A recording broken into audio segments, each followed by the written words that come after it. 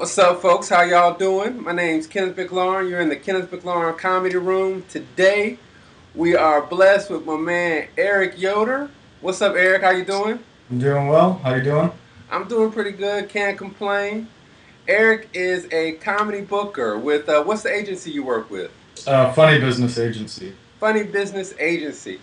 Why don't you Yes, tell us sir. a little bit about Funny Business Agency and what a comedy booker actually does? Funny business has been around. My dad started about 30 years ago. We book comedy clubs, corporate events, college events. We book about 15 full-time comedy clubs and 50 or 61 hitters weekly and monthly.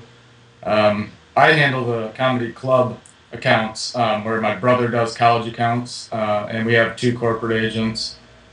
Basically, what we do is we are contracted by the club, or what I do, I'm contracted by the club to purchase their talent and find their comedians. So I do all the new talent submissions. I pair up the headliner and feature, and sometimes MCs for clubs. And then I deal with phone calls and emails from you guys every I bet a lot of phone calls and emails from us guys. Well, here we always are wondering how we can get more gigs, promote ourselves, and get more work. As a comedian, what should we be doing to try to put ourselves more on radar of people like you? Well, a lot of besides just the amount of submissions we get all the time, we also get a lot from referrals, from whether it's doing open mics and the club owner sees you, or a comedian works with you and says, "Hey, you should check this guy out." In compiling like a consistent, I guess, resume when you submit, saying, "Hey, I've worked these places. Here's comedians. Here's references. Here's links to my video and website." And just make it real clean and easy because when you get just tons of submissions, it's hard if they're like, "Oh, you can go search my name on Google." I'd rather just click a button, watch a video, look at some references, email some bookers, and see what they think. The most consistent thing I see for new guys is they'll get referred by another comedian or a club owner or a booker. We're in touch with a lot of the other booking agencies. There's a lot of ones that are competitive and hate each other, but we're actually on pretty good terms with most of them. So we'll throw referrals back and forth. Well, if comedians are interested in submitting to booking agencies, how do they find out about booking agencies?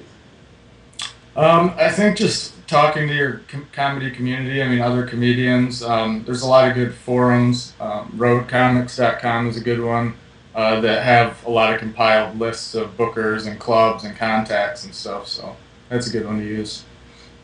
Okay. Now, getting in the door, we talked about getting in the door, but once you've done some gigs and you've been booked a couple of times, what are some of the things that comedians should do to ensure that they get booked more often?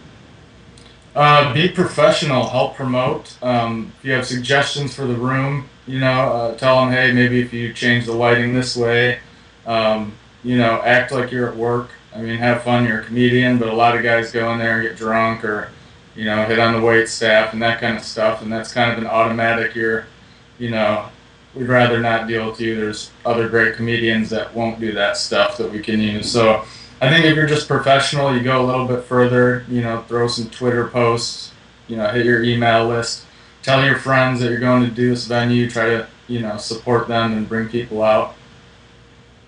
Okay. Now, what about the pay range? As comedians, we all often think that once we get into a club or anything, we're going to start getting thousands of dollars and we're going to make it big and be rich. What should Private we? jet. That's it. What should we Yeah. reasonably expect? I mean, as far as like the full-time clubs, it's such a broad amount because it depends, how many nights, how many shows a week, the proximity to what major cities they're by, even, that the routing, all that kind of stuff. I'd say for one-nighters, a feature act usually makes between, for one night a week show, usually makes like 100 to 250, depending.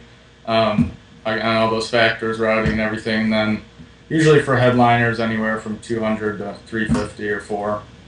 But yeah, I couldn't really say for comedy clubs because it can go from so high up to so little depending on the club. It's just too hard to pinpoint.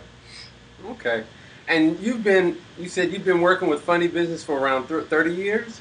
No, we started, the agency started about 30 years ago. I've been handling booking for about 6 or 7 years now. I started out doing club sales, and actually, when I was real little, 6 or 7 years old, I used to pull the headshot bios for the promos to send to the clubs. So it's Okay. kind of always around in the office and stuff. But yeah, I've actually been like really working for the agency for about 6 or 7 years now.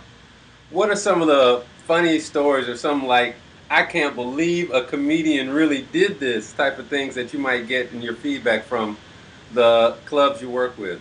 Um, well, man, there's a lot of those. One actually that I'm really impressed by is we book a lot of this stuff up in the Midwest, so winter storms and bad weather. And one comedian got in a car accident and flipped his car, which is awful. However, he called and found a replacement, and he called us to let us know before he even called the cops or like anyone, because he was, it was just like way above and beyond. I was like, "What are you doing? Like, why are you on the phone with me and not the police right now?" Or 911 emergency services, huh? But yeah, so I mean, yeah, some of those there's comedians that I think a misconception, like you kind of mentioned, was that bookers are these big corporate fat cat bad guys that don't care about comedians; they just care about money. And that's not true at all. A lot of the comedians we work with, I talk with a bunch. I'm friends with quite a few. I mean, I separate the business side from the friendships, but and I care about the guys. They go do a gig for us and they crash their car. That sucks. I'd rather them be getting taken care of than calling me and telling me to be worried about a cancellation. So, I can understand that. yeah. Now, you mentioned that you will go whenever you get information from the comedians. You might click on a link. You said you don't want to Google. You don't want anybody saying, "Hey, Google me." That's how you can find out information about me. Yeah.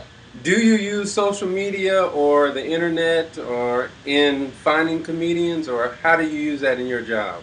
Yeah, I use it all the time. We have like our own, Facebook page for the agency. We do blog posts on there. We do Twitter, all that stuff. We actually help a lot of our clubs with their individual, business pages too. We kind of do a social networking support kind of thing on our end. We have an in-house marketing guy. But yeah, I mean, I do that to kind of check out comedian schedules where they're working. I'll check out videos if they show up on my feed. The one most obnoxious thing about like Facebook is that the people that just spam in all caps like their events like over and over and over, and that's just an automatic hit that X and hide all posts from this person or just defriend. So that if you use it right, it's really effective for comedians. But a lot of guys just want to spam the hell out of look, go like my page, go like my page, that kind of stuff, and it just quickly makes people start ignoring you all the time. But yeah, I mean, I check out videos on there. I check out guys' schedules, see what they're up to, see how shows went, that kind of stuff. So Okay, now you mentioned that you think that social media and these things could be a good tool if we comedians use it right. Do you have any tips on some of the things that we could use to help impress people like you or just improve our online presence? I just think having consistently new content you're putting up. A lot of guys will have a video from 1996 and they'll post that and then they'll just like post it again the next day and the next day, or like I said, doing the spamming thing. But if are a really good site actually is connectedcomedy.com, has a Okay. lot of good info about social networking stuff. But yeah, and just don't message a booker or an agent online with your avals or on Facebook with your avals, because I just will ignore you and not ever respond to you in that way. But yeah, I mean, I think just you can so many people can access videos and stuff when you put them up on Facebook. So it's just pick good video to put up, keep new stuff coming up, and people will continue to check you out. Okay. Now, since you've been doing this for a long time, well, you've been doing it around 6 years, and you've grown up around comedy and comedians. Who's your favorite comedian? Oh, that's such a hard question to answer. I can't politically answer that correctly. I will say, as far as not, like yeah, I love the Louis C.K. and Carlin. I love all those guys, but on a more maybe not as well known, but kind of up and coming level, Lachlan Patterson, Michael Costa, both of them are I'm really big fans of. They're really on the verge of kind of breaking it. Okay, Uh, and there's a lot of comedians I love, but I mean I just can't start naming people off. I got These you. are two of my very close to the top favorites, I'd say. Okay. Now, what about jokes, man? Do you have any favorite jokes? I don't even know where to start with that. All I hear is jokes all day. I don't even know it. They're all just like one joke to me now. It's like I'm here every day. I'm just watching it. It's like a big mesh of bits from all these different people's acts made into like one big set that lasts a day.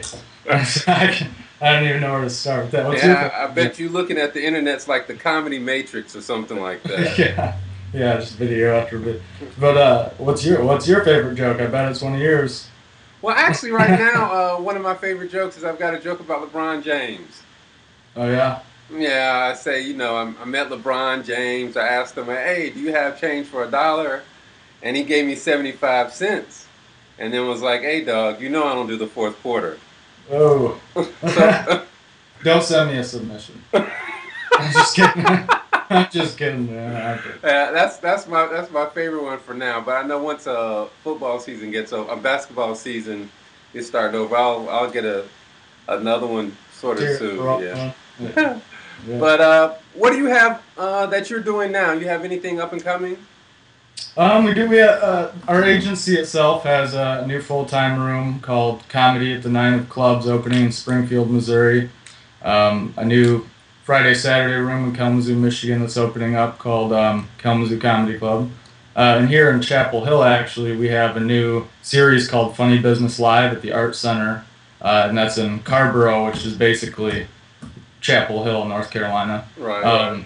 But yeah, we have our first show October 1st. It's going to be monthly. October 1st, we have Kyle Dunnigan from Reno 911 and Comedy Central. Tons of TV credits. Really funny. And then November 4th, we have Theo Vaughn, who is on Real World Rules Challenge and Comedy Central. And he's going to be with Michael Yo, who's on Chelsea Lately Okay. a lot. And then he's one of the E! News reporter guys, I think, too. But yeah, and then we'll have shows in January and February, so it's going to be every month. Okay. Well, we'll be looking forward to that as well as other shows you have, the rooms you have opening up in the Midwest. I want to thank you for stepping in to the Kenneth McLaurin Comedy Room. Hey, no problem, man. Thanks for having me on here. I No appreciate it. problem. Anything else you want to plug? Check out funnybusiness.com and sign up for our blog. We got lots of updates on there too. So, and you can find us on Facebook, Funny Business Agency. So, Okay. Kenneth McLaurin Comedy Room with Eric Yoder. Thanks again. peace. Peace.